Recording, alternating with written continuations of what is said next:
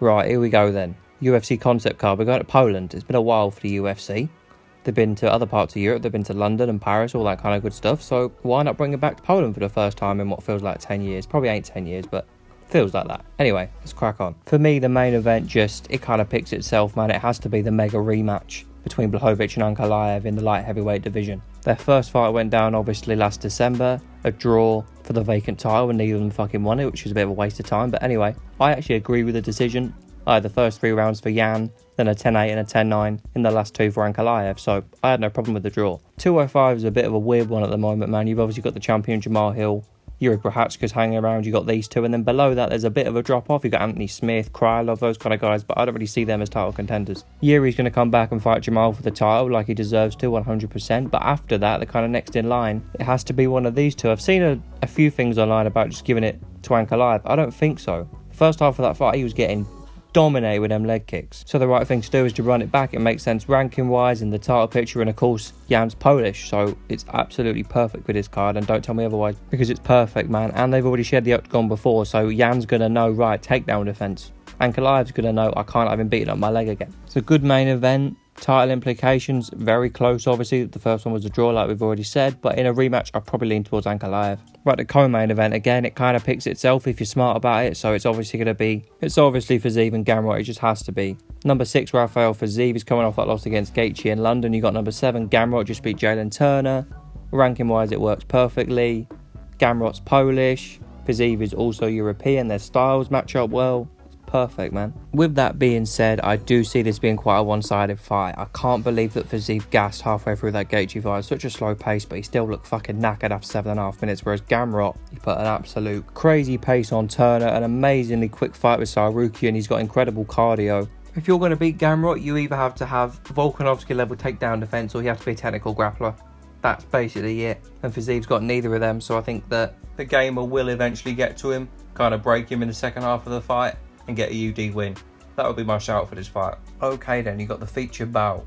Yeah, you got another Polish person and another European fighter as well. This makes perfect sense. One guy's on his way back after an injury. The other guy's a really good way for him to come back to the division. It has to be Aspinall versus Tybura, man. This is a great fight. They've both been calling each other out. I remember Aspinall at the 286 press conference he did, he was calling him out. Tybura on social media as well, it makes perfect sense as well. I think Tybura is number 10 and Aspinall's number 5, coming off that injury of course.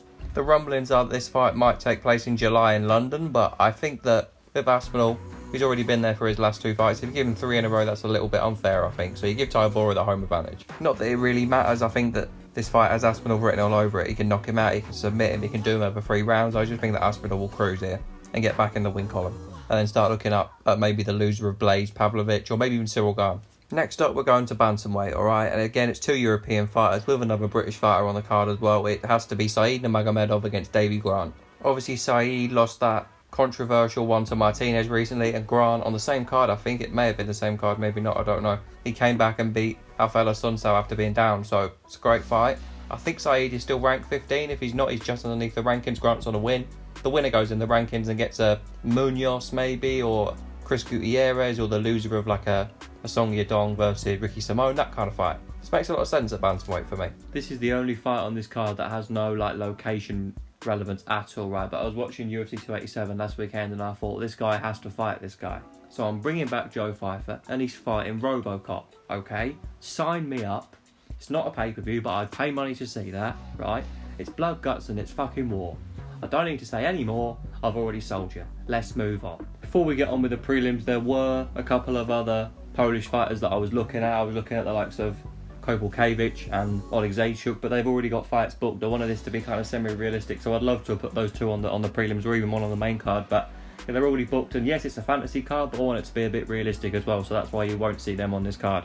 Anyway, with that being said, the first prelim I've come up with is Nasrat Haqparast against Ismail Bonfim. Geographically, it works with obviously Nasrat in Germany, and then you've got Bonfim who had a great knockout over McKinney in Brazil. So after he's had the home field advantage, maybe you send into enemy lines a little bit maybe for the next one. It's a stand-up fight, and that's always fun, of course. You know, they're mainly strikers. The two of them, they're both maybe one, maybe even two wins away from a ranked opponent. So this is a good step up for both of them, man. I like this for this card a lot. Next up, we've got 205, hometown hero, Marcin Prachnio against Nikolai Negumereanu. Obviously, Marcin got that win over William Knight. Well, I say win, Knight, he's fucking useless, isn't he? He just fucking stands there taking leg kicks. You know, he's too fucking muscled up, can barely move after 2 seconds. Fucking useless twat. Anyway, Nikolai got chinned by Allberg last time out, so he's coming off that loss, but Allberg's a lot higher up the rankings than Prachnio, so you got one coming off a win, one coming off a loss. It works, it makes perfect sense for me. It's a good fight. Obviously, it works from a geographical point of view. You got the Polish guy, and obviously Nikolai's Romanian, which is not too far away. It may not be the best fight,